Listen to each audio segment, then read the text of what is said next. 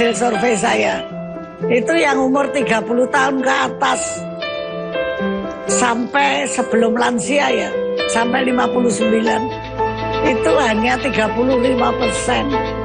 Lalu remaja itu hanya 10% yang mengenal jamu. Jamu, tradisi yang lahir dari keanekaragaman hayati di Nusantara.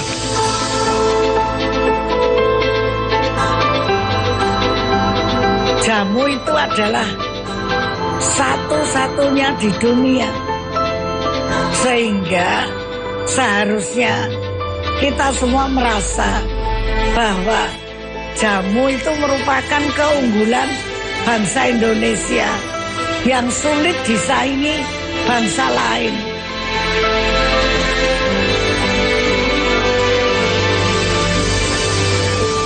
Sebagai metode pengobatan tradisional, jamu hingga peradaban modern ini masih menjadi bagian budaya kesehatan di Indonesia.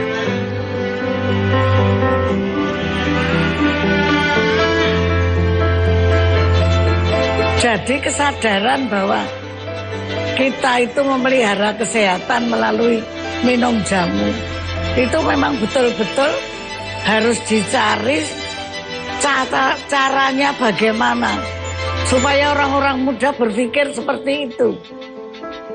Monika dan Tania, dua anak muda Jogja yang memutuskan untuk turut melanggengkan jamu sebagai tradisi kesehatan yang harus dijaga keberadaannya. Kalau menurutku, coba deh. Kalau menurutku kayaknya besok November itu kan tanggal 1 nih. Kita coba masukin fit pertama tanggal 1 tuh langsung foto Putri Indonesia gitu. Boleh. Soalnya kan karena Bagus nggak sih kalau kita campaign tentang jamu sebagai rahasia kecantikan Putri Indonesia? Iya, itu oke banget. Soalnya menurutku lagi in banget kan. Kita tanggal 10 itu ada Hari Kesehatan Nasional.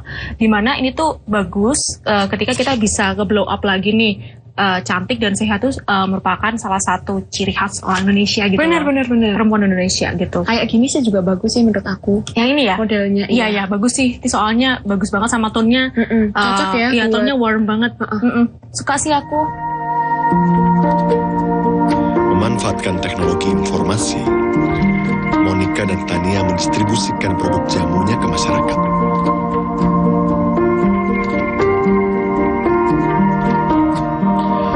Cara baru, tapi setia dengan spirit lama. Karena ramuan jamu yang dibuat Monika dan Tania adalah warisan dari nenek buyut Monika.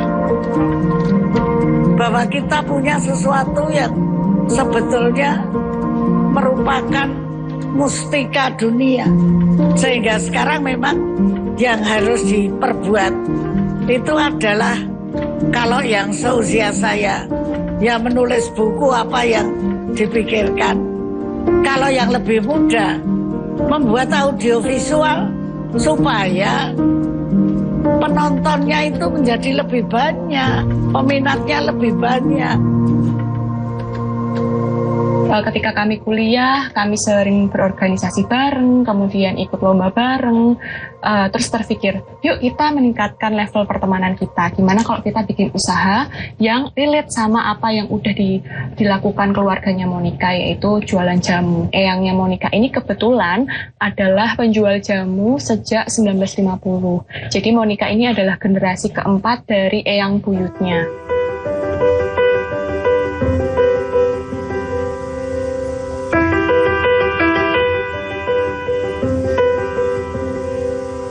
Eyang mulai memberdayakan perempuan-perempuan di sekitar Giwangan, Kota Gede untuk menjadi karyawan tetap di gerai Jamu Jawa Ibu Slamet sejak tahun 1980-an kayak gitu.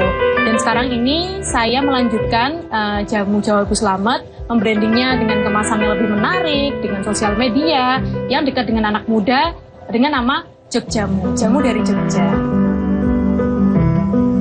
Monika dan Tania dengan Jogjamunya adalah contoh bagaimana jamu diwariskan dari generasi ke generasi.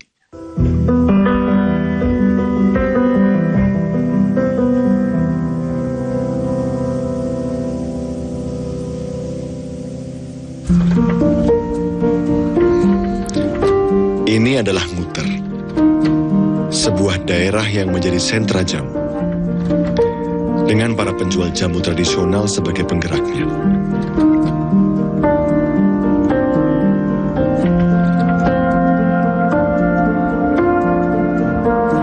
Tolong buatkan label yang cukup mencolok pada setiap penjual jamu gendong. Apakah dia pakai gendong, apakah dia pakai sepeda, apakah dia pakai motor, apakah dia pakai gerobak. Jamu gendong itu selalu datang dan selalu mengingatkan pada kita semua.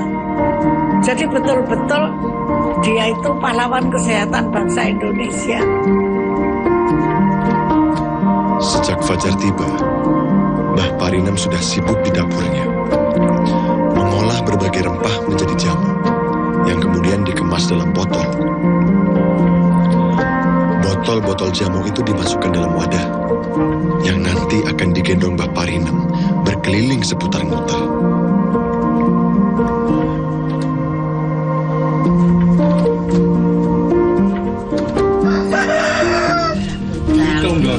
Dosa di mas. Bar ijab niku pon mriki terus langsung kan dodol kan ngeter-ngeteri ngoten kali mboke ijab tepeken adosi lengganan ngoten niku. Dari lengganan ngoten adose mangke nak bae pun nanten sing terusne. Di usianya yang sudah 70 tahun, Mbah Parinem masih setia berkeliling menjajakan jamu gendongnya. Sejak tahun 1970, kebiasaan ini ia lakukan setiap hari. Namun, seiring usia yang sudah menua, Mbah Parinem kini hanya berkeliling saat kondisi kesehatannya mendukung.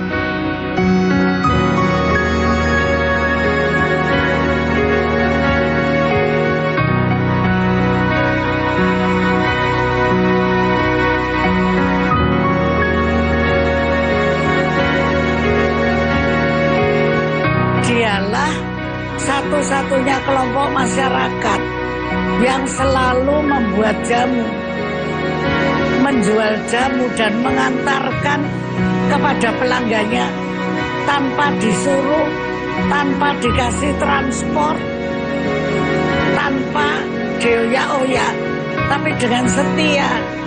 Bahkan setiap rumah dia ketuk, jamu nih mas, jangan lupa. Pak, Bu, minum jamu. Nah itu mereka kerjakan setiap hari. Kehadiran Mbah Parinem selalu ditunggu para pelanggannya.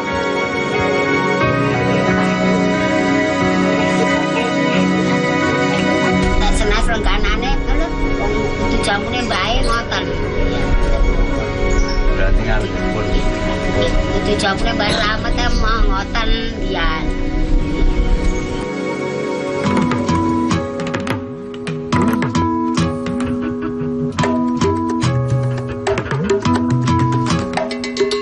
Sekian lama berkeliling Ngutar, jamu Mbah Parinem sudah dirasakan warga Ngutar dari generasi ke generasi. Sebuah kesetiaan tentang merawat tradisi jamu.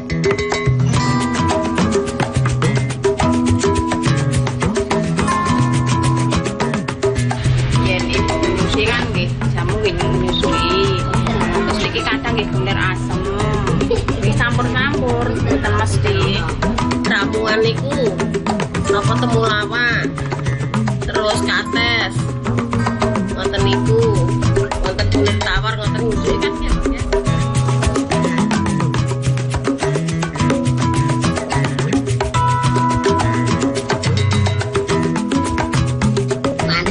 Jam 12 enten rikon wau.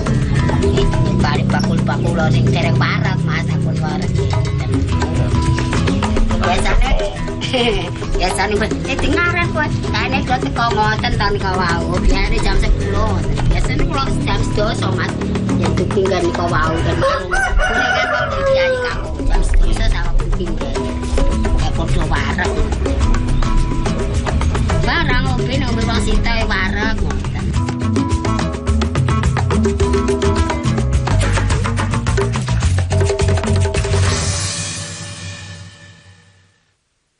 Jadi negara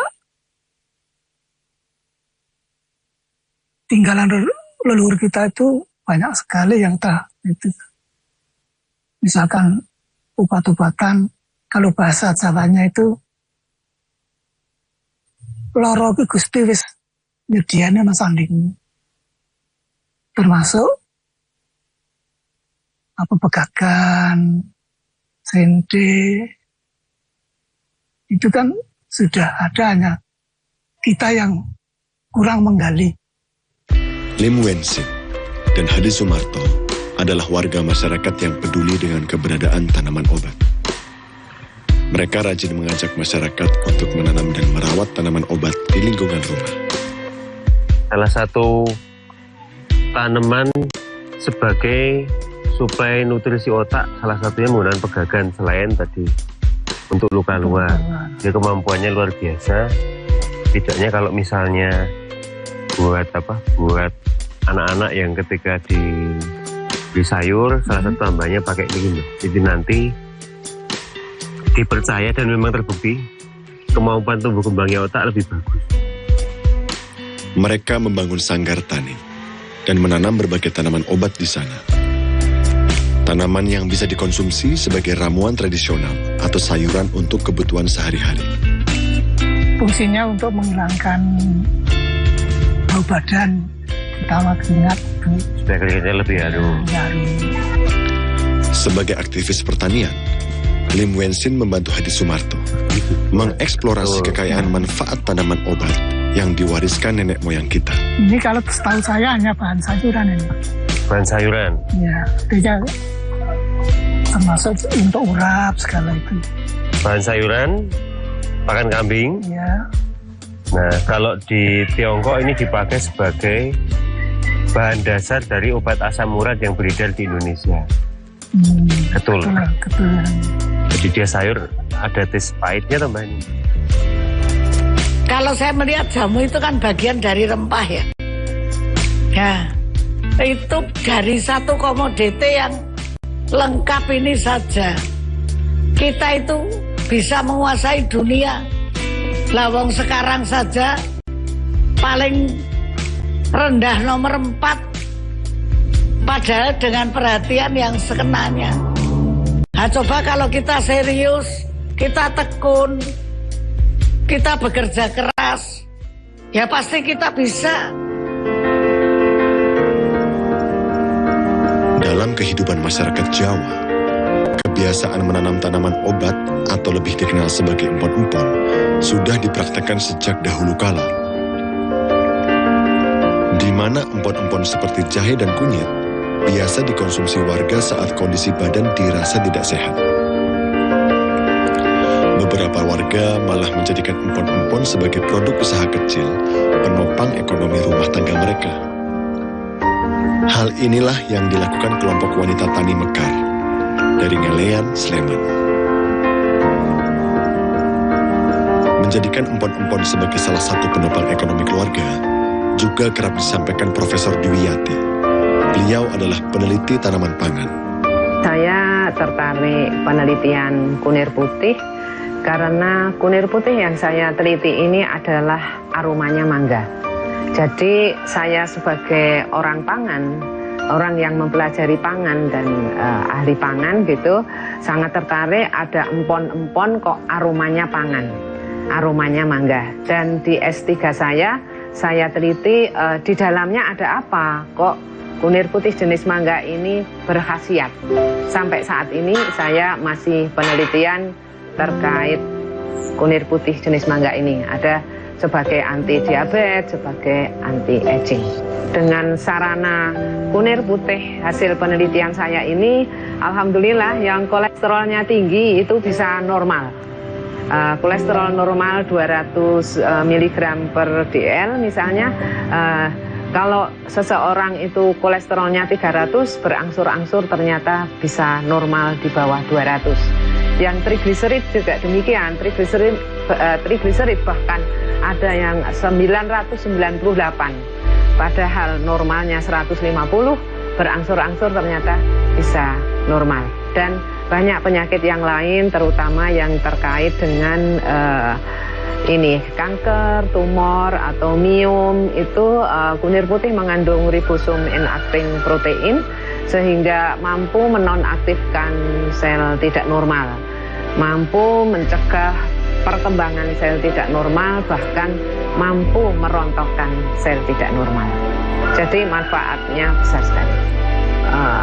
Tentang kesehatan masyarakat Jawa dan yang saya alami karena kebetulan saya ini orang Jawa asli gitu ya, lahir di Jawa, itu masyarakat mempercayai obat tradisional yang ada turun-temurun di lingkungannya, di masyarakat sekitar. Saya beri contoh, misalnya pada saat anak atau anak-anak itu tidak nafsu makannya tidak ada atau badannya kurus, kemudian diberilah temulawak atau dijamoni temulawak HKA. Ada juga yang membawa ke pasar tradisional yang di situ dijual juga obat tradisional, itu maaf istilah dicekoi gitu ya. Itu menurut saya sudah turun-temurun dari nenek moyang. Kalau anak tidak doyan makan, kurus, tidak sehat, maka diberi jamu sehingga nanti maemnya akan semangat, kemudian akan sehat.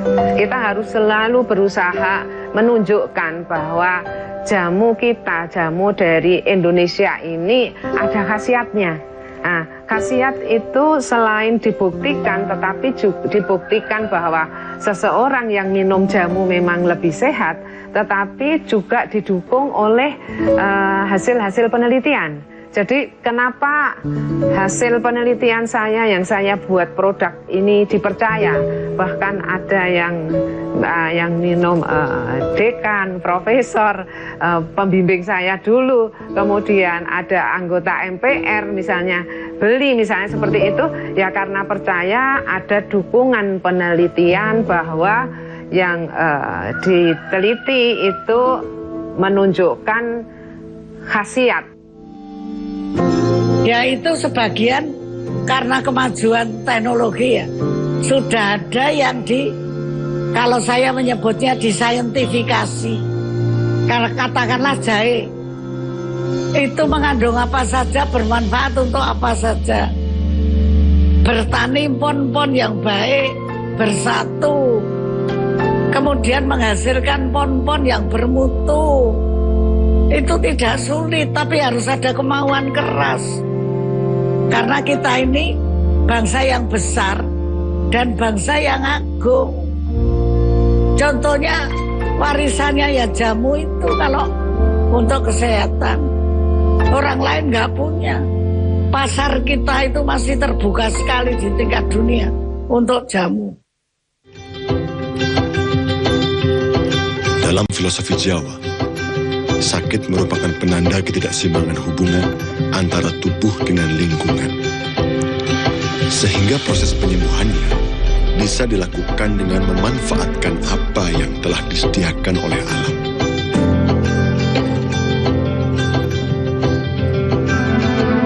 Jamu gendong atau sebangsa itu mesti dalam bakulnya terdapat 8 botol jamu. Apa maksudnya? Mereka selalu diajari oleh nenek kakeknya bahwa penyakit itu bisa datang dari 8 penjuru mata angin. Tidak hanya 4, tapi 8. Karena ada barat laut, barat daya, timur laut, tenggara. Jadi ditambah utara selatan ini menjadi 8. Dan orang Jawa selalu ngitung yang ke-9 itu manusianya. Sehingga menurut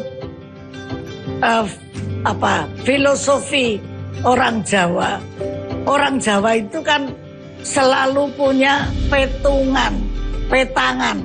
Apapun itu ada hitungannya. Termasuk minum jamu itu. Jadi kalau sudah 9, itu sudah nggak bisa tambah lagi. Karena kalau ditambah 1 lagi sudah jadi kosong. Ke 1 dan kosong. Ya kan? 10. Jadi 9 dengan orangnya. Itu sudah termasuk sesuatu yang sempurna untuk menangkal penyakit. Di tengah lajunya peradaban, jamu masih terus bertahan hingga kini.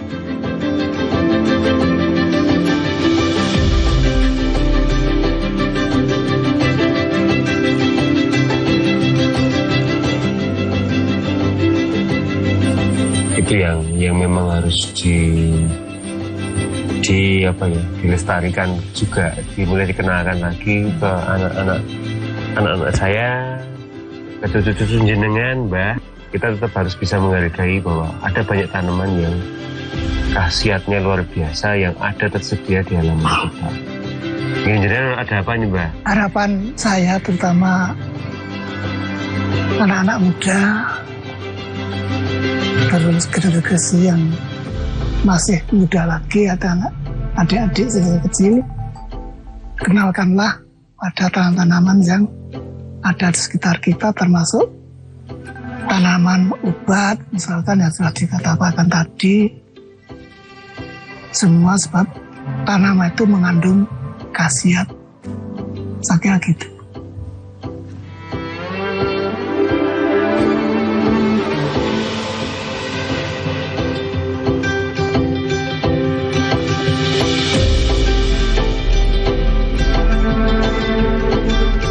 Negara-negara bangsa-bangsa yang hidup di belahan dunia timur itu dibandingkan dengan yang dari barat sama-sama dilanda modernisasi, kualitas hidupnya menurun, tetapi yang di timur itu menurunnya lebih landai, alias kualitas hidup bisa dipertahankan lebih lama. Karena apa?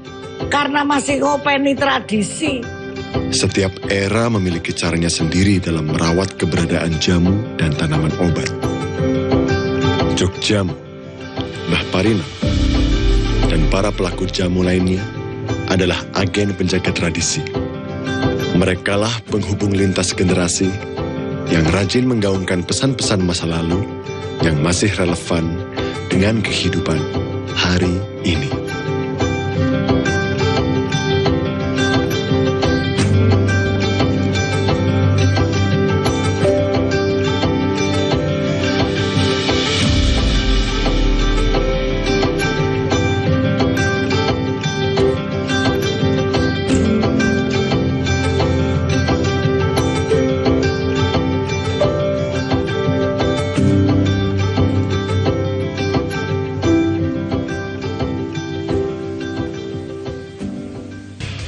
Spanyol, Portugal meraih gelar juara UEFA Nations League. Oklahoma City Thunder balas kekalahan lawan Indiana Pacers di game kedua final NBA. Balapan di Grand Prix Aragon ini akhirnya dimenangkan oleh Marc Marquez. KONI Jawa Timur terus memantau kesiapan 3 daerah di Malang Raya yang menjadi tuan rumah Patrok ke-9 Jatim. Napoli memastikan De Bruyne akan menjadi rekrutan besar pertama mereka di bursa transfer kali ini.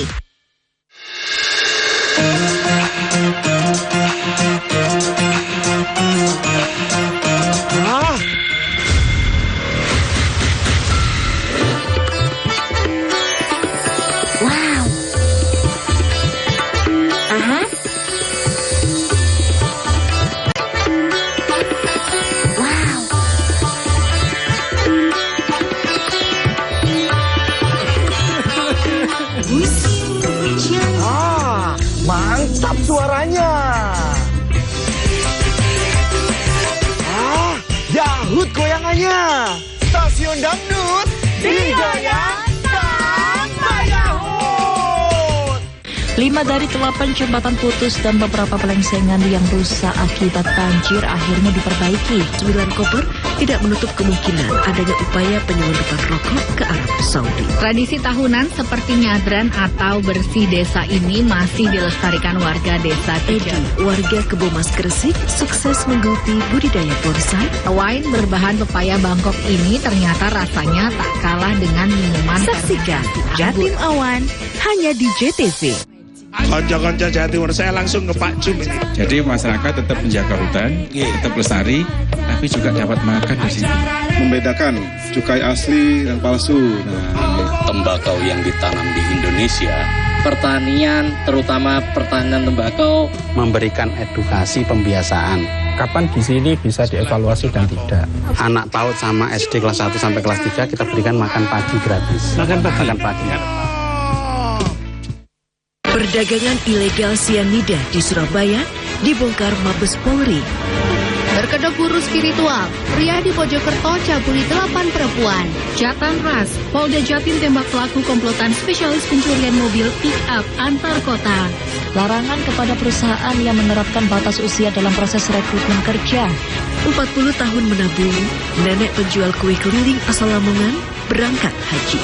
Saksikan Pojok TV hanya di JTV. Gak duwe pulsa. Gak duwe pulsa. Iki lho Ron, tak bedheki kon iso jawab oleh pulsa. Temen lagi. Ayo. Tukang kerja. Ayo. Oh, tukang sihir. Iki. Loh, iki. Ya, delok. Wah, bener. Oleh pulsa. Lah, oleh pulsa. Gawe kanca-kanca kabeh dulur-dulur kabeh sing kepengin oleh pulsa, melok kuis cenak setiap Jumat, Sabtu, Minggu. Saneng karo jam 8 bengi nang nggone cenak. Nonton sampai dijamin penak JTV. Selamat berjumpa dalam program Jatim Gaspol, gagasan politik Jawa Timur.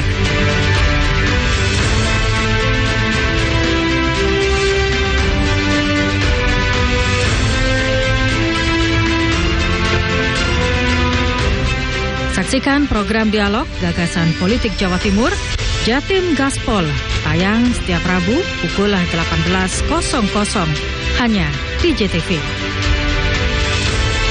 Musim Haji 2025 resmi dimulai dino iki ke jamaah calon haji teko Indonesia.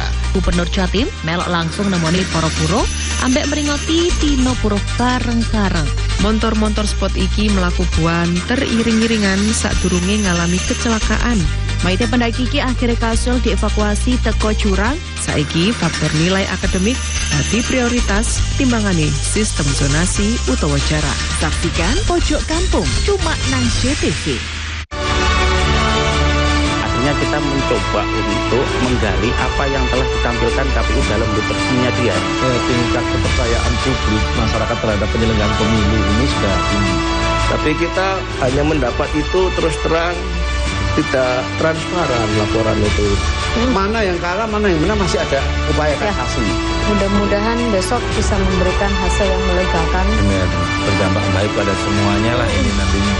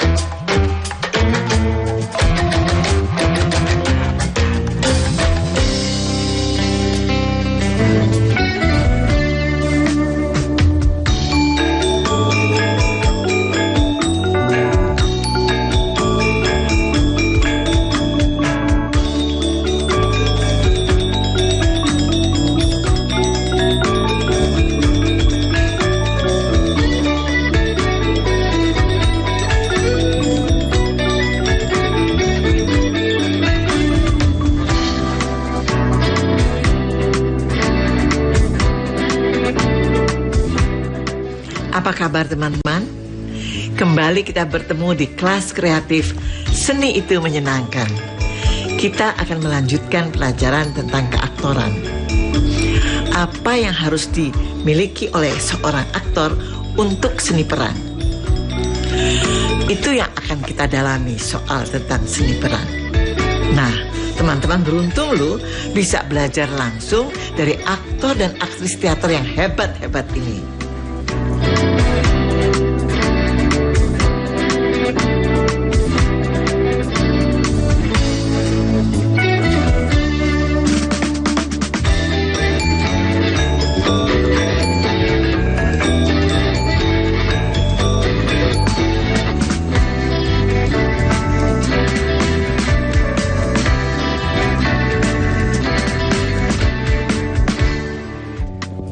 Pemusik memainkan gitar, memainkan biola, meniup saksofon, itu instrumen mereka.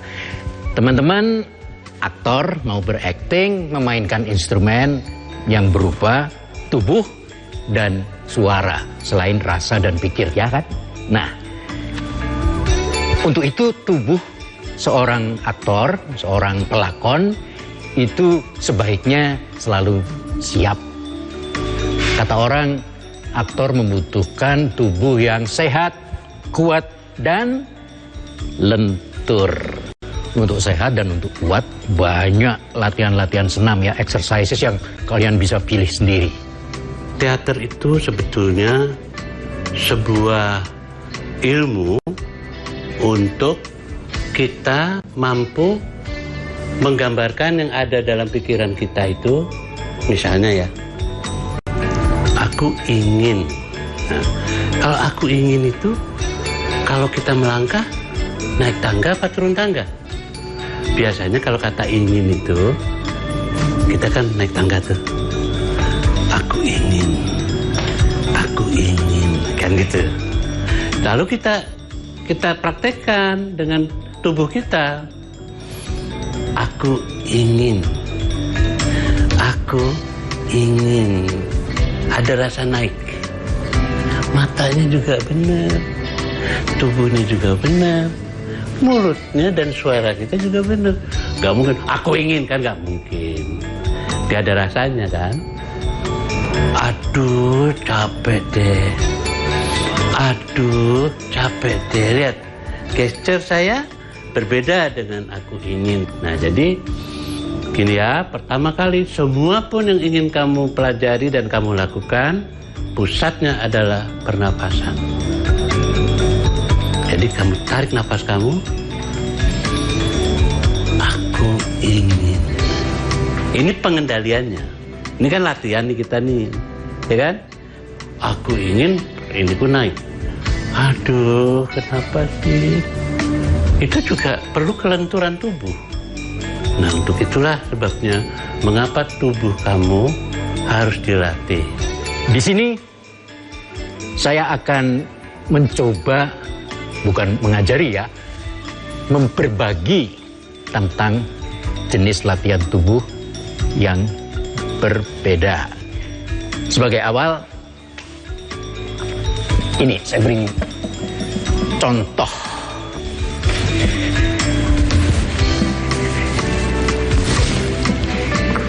Di sini latihannya bukan untuk pelatihan dengan tenaga yang disertai pengencangan otot, tapi justru pelenturan, pelepasan. Ini saja. Ini kita seperti mau melepas tangan bergelang. Saya ayunkan sampai semutan. Kaki juga begitu.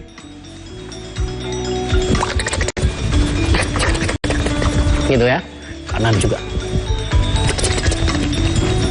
Nah, ini kalau tidak biasa digerakkan begitu, nggak bisa bergerak, nggak bisa seperti mau lepas. Itu kita lakukan. Kemudian torso ini juga perlu kita kendorkan. Kalau perlu aja juga dikendorkan, nggak apa-apa. Kayak lagi melawak nggak apa-apa. Ya, gitu.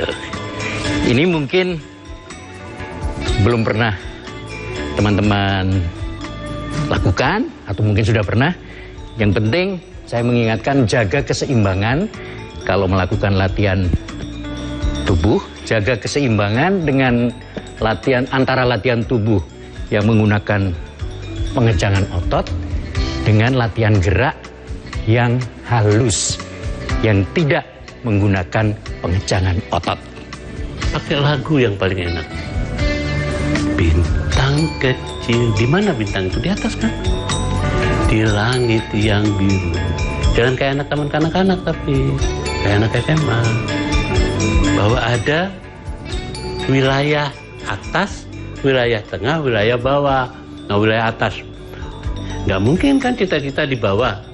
Nah, kenapa lagu Bintang Kecil itu membawa tubuh kita kok dari duduk makin lama makin bangkit, makin lama makin berdiri, makin lama makin menjamah bintang. Aku ingin terbang dan menari. Lega ya kan, udah sampai nih kita di langit. Jauh tinggi ke tempat kau berada. Lihat badan saya, kan gak cuma nyanyi. Sereleweng bay, ucikat yang song-song titik. Saya terlatih juga kan tangan saya. Nah, jadi lagu itu hanya alasan mengajak, tetapi kamu gerakan seluruh jiwa, kamu gerakan seluruh hayali kamu, imajinasi kamu. Maka itulah yang dinamakan imaji. Itulah daya khayal dalam bentuk impian. Gitu. Kira-kira gitu deh. Pasti teman-teman bisa kok. Kini teman-teman jadi makin tahu kan? Karena itu teman-teman harus terus menyimak dan belajar lebih lanjut.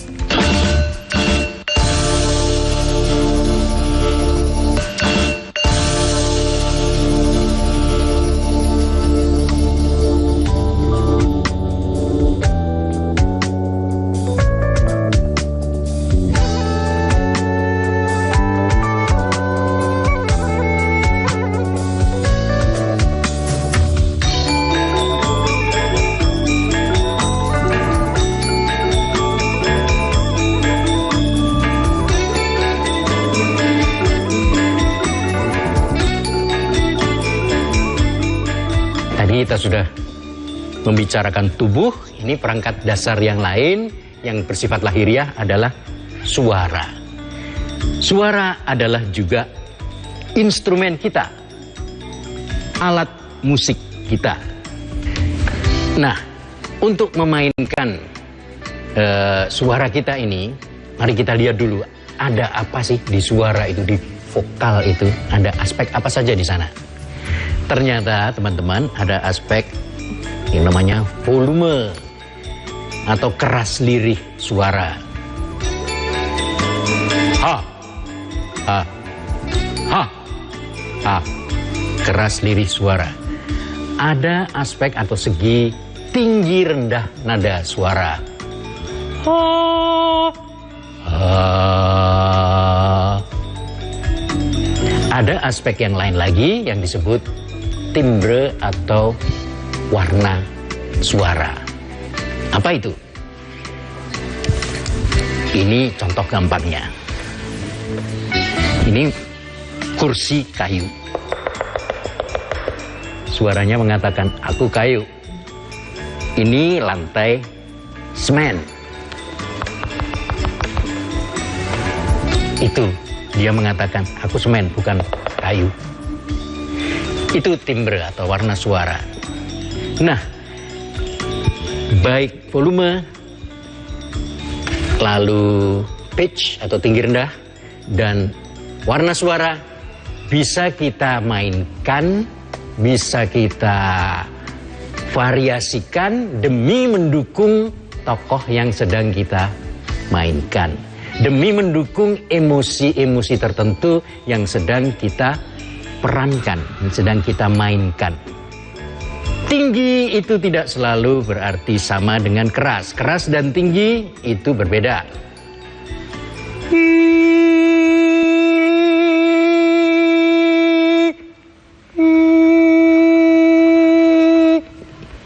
tinggi tetapi lemah, lembut. Jadi tidak harus kalau tinggi itu keras. Tidak harus begitu. Begitu juga rendah, bisa keras, bisa lirih.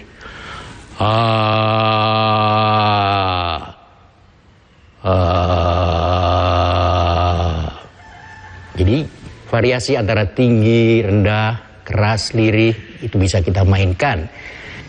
Tapi terlebih dulu, mari kita bedakan tinggi nada itu.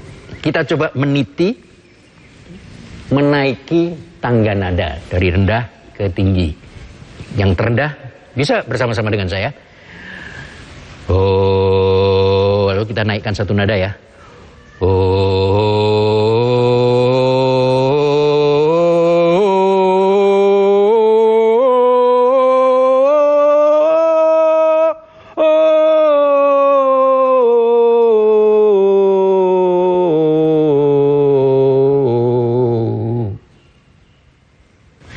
Teman-teman masing-masing coba temukan satu nada yang bisa teman-teman nyanyikan paling keras, volumenya paling keras, tetapi teman-teman merasa tidak perlu terlalu mengerahkan tenaga dan tidak memaksa leher ini bersih tegang. Itulah yang saya maksud dengan nada dasar. Kalau nada itu Anda gunakan sebagai dasar pengucapan Anda dalam berdialog misalnya, itu akan enak. Meskipun ada juga saatnya ketika kita harus menggunakan nada dasar yang berbeda. Kalau tokohnya mengendaki begitu, bagaimana lagi? Timbre pun bisa kita mainkan dengan memanipulasi ya, menggarap alat-alat ucap kita, bibir, hidung ya, lidah.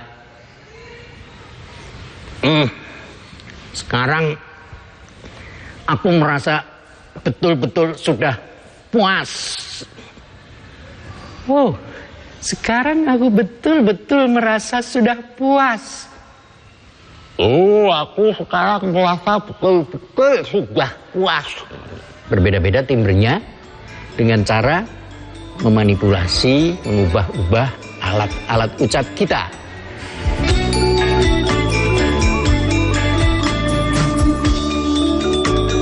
Nah, teman-teman berada di mana? Jangan lupakan bahasa lokal. Sangat punya kearifan. Nah, mulai dari bahasa yang kalian punya. Seperti saya kan, karena saya dibesarkan di Jogja, ibu saya orang Sunda, ya kan? Tapi saya banyak belajar dari petatah petitih Padang.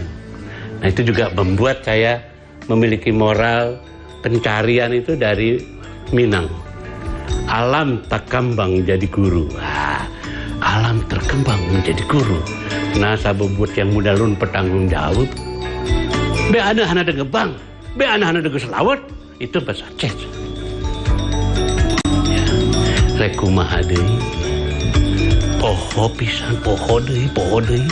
Rek naon maneh kabayan? Sunda. Beda-beda karakter.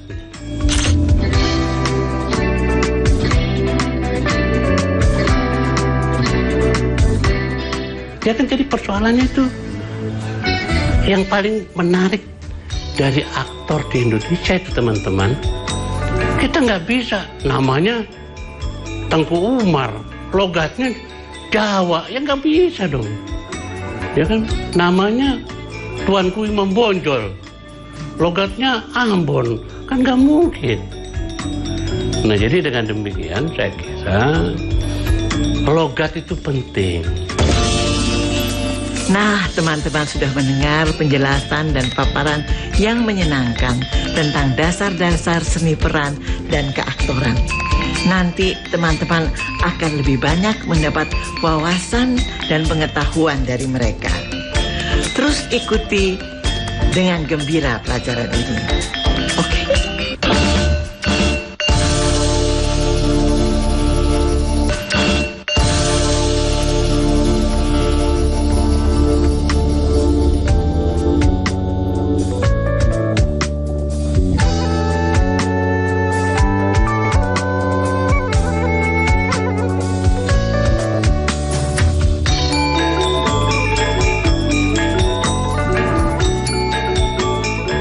kalau kita belajar psikologi, namanya psikologi itu psike dan logos, ilmu kejiwaan.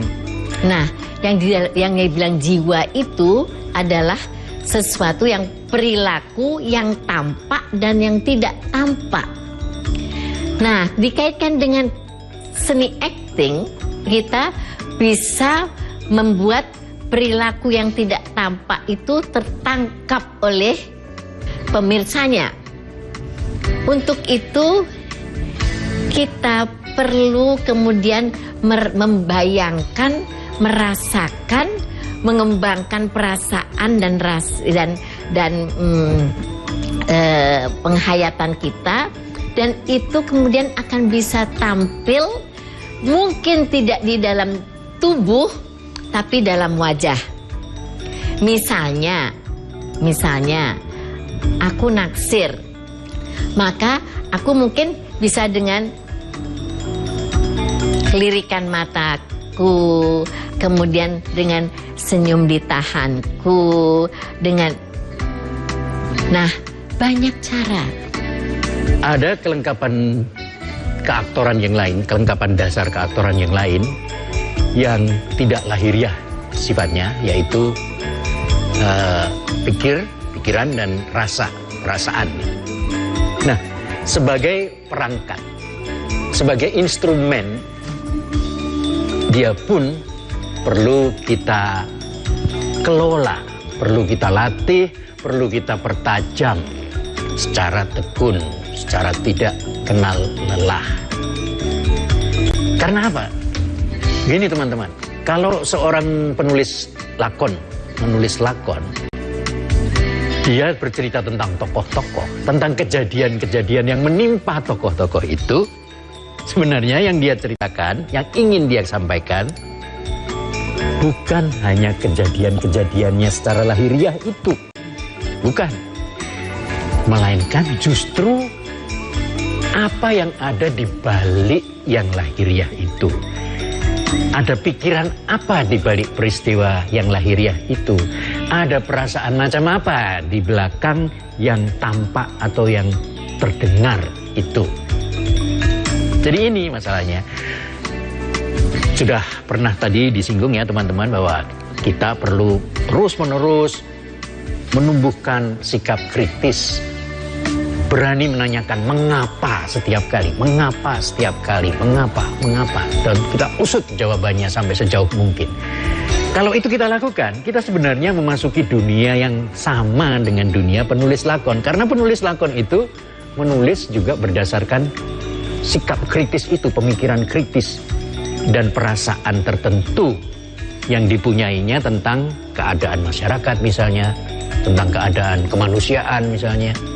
Jadi penulis itu menggunakan pikiran dan perasaannya ketika menulis lakon yang akan kita mainkan. Alangkah baiknya kalau kita menyamakan gelombang. Kita juga mengaktifkan pikiran, kita juga memperpeka perasaan. Itu perlunya seorang aktor, seorang pemeran terus-menerus melatih dan mengelola daya pikir dan daya rasanya. Saya kalau tanya tentang latihan melatih rasa adalah itu saya begitu peran itu saya terima, maka kira-kira 3/4 hidup saya adalah untuk itu. Dan kemudian saya serapi apa yang ada di sekeliling saya serapi, saya tangkap, saya simpan, kemudian saya gulat seperti saya mendapatkan ingredients bumbu-bumbuan baru, kemudian saya bikin ramuannya di dalam sini, kemudian oke, saya akan menampilkannya seperti ini. Lalu kemudian saya akan tanyakan kepada sutradaranya, setuju nggak kalau saya berperan melakukannya seperti ini? Dalam hal daya rasa itu, mungkin perlu saya ulang, yang sangat kita perlukan adalah daya empati. Daya untuk memahami dan ikut merasakan perasaan orang lain. Itu dia. Kalau kita mengembangkan empati kita, wah, itu sudah poin yang menguntungkan untuk memajukan kualitas atau mutu acting kita.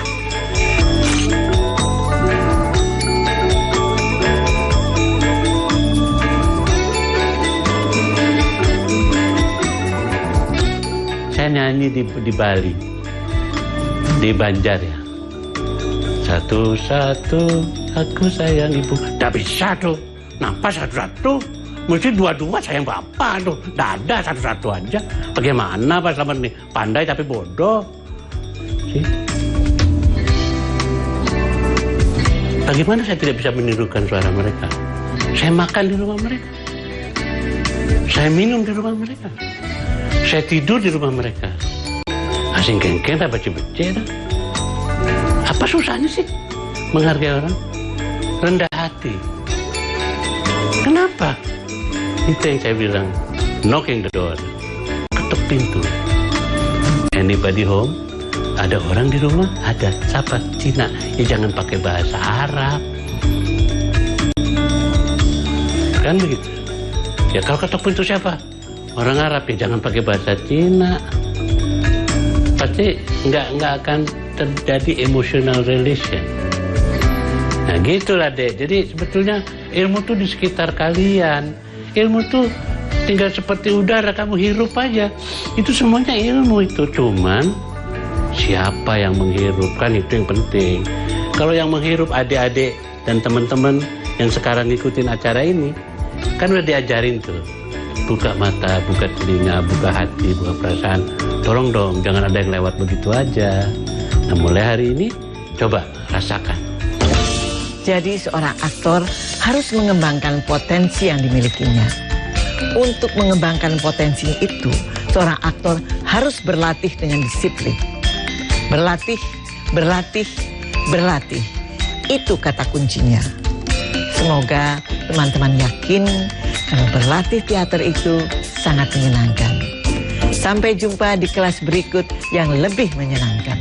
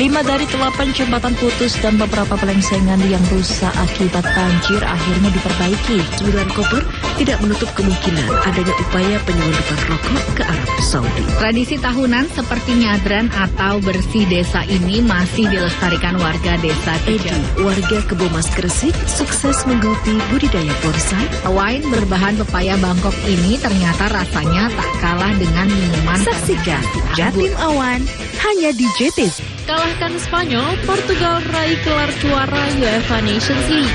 Oklahoma City Thunder balas kekalahan lawan Indiana Pacers di game kedua final NBA.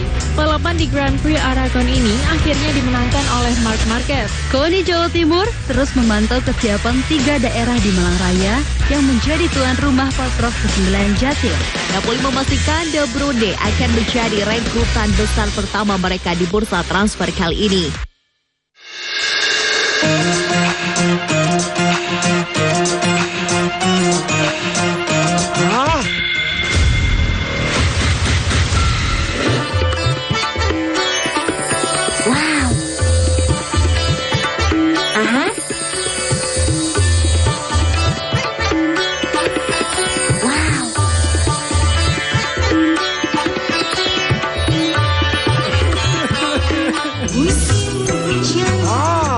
Mantap suaranya.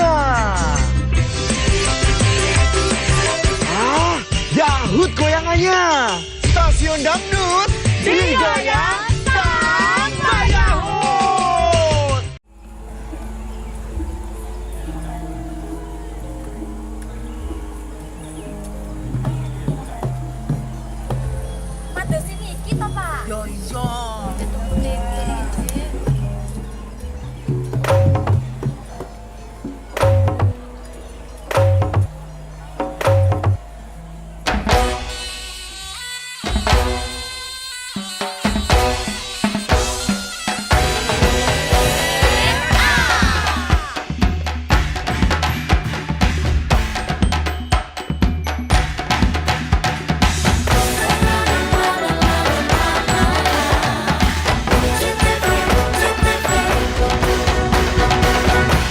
Timur pancen gone seni, reok lutruk campur sari. Teko Ngawi sampai Banyuwangi, Ragam budaya lestari. Mojopahit Singosari Kediri ayo rek kuyuk makaryo. Jawa Timur tambah joyo. JTV 100% dominan Jawa Timur, 100% menghibur rakyat makmur. JTV 100% gawe wong Jawa Timur. JTV 100% Jawa Timur. Yo ini Jawa Timur, ragam warna-warni jadi melebur. Hati terhibur kembali berkumpul menjadi satu. JTV mantul mantulkan itu filosofi dari tanah Jawi, semua beraksi.